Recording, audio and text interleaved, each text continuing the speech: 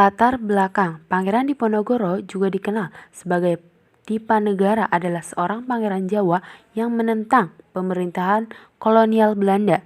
Putra tertua Sultan Hamengkubuwono III Yogyakarta. Ia memainkan peran penting dalam Perang Jawa antara 1825 dan 1830. Sebab-sebab umum. 1. Daerah kekuasaan Kerajaan Mataram semakin sempit. 2. Para bangsawan penghasilannya dikurangi.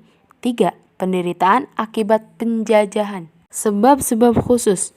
Pembuatan jalan melalui makam leluhur Pangeran Diponegoro tanpa izin di Tegarrejo merupakan penghinaan, sehingga Pangeran Diponegoro mengangkat senjata pada tanggal 20 Juli 1825.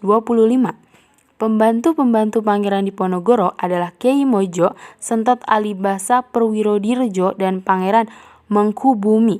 Pusat pergerakannya adalah Perang Gliria dan Perang Sabil. Jalannya perlawanan. Perlawanan Pangeran Diponegoro dimulai tanggal 20 Juli 1825. Belanda dalam rangka membuat jalan baru memerintahkan untuk memasang anjir, pancong atau patok. Secara sengaja, pemasangan anjir ini melewati pekarangan Pangeran Diponegoro di Tegarrejo tanpa izin. Pangeran Diponegoro memerintahkan rakyat untuk mencabut anjir tersebut. Berawal dari insiden anjir inilah meletus Perang Diponegoro. Dalam perlawanannya, Pangeran Diponegoro ini didampingi oleh Pangeran Hamengkubumi atau paman Pangeran Diponegoro, Alibasa Sentot Perwirodirejo, sebagai Panglima Muda Kyai Mojo dan Nyi Ageng Serang. Untuk mengatasi perlawanan Pangeran Diponegoro, Belanda menggunakan usaha dan tipu daya untuk mematahkan perlawanan.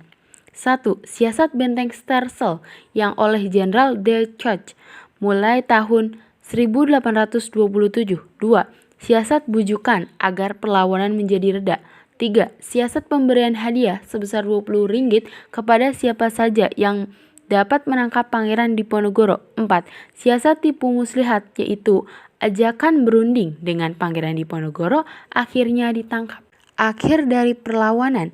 Pangeran Diponegoro akhirnya setelah Belanda berhasil menjebak Pangeran Diponegoro dalam sebuah perundingan di kota Magelang pada tahun 1830.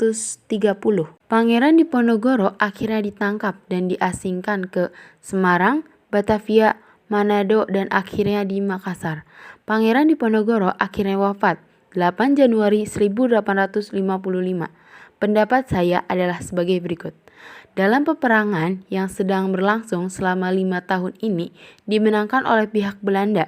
Setelah kekalahan tersebut, Pangeran Diponegoro ditangkap dan diasingkan ke Manado dan dipindahkan ke Makassar sampai beliau wafat pada tanggal 8 Januari 1855.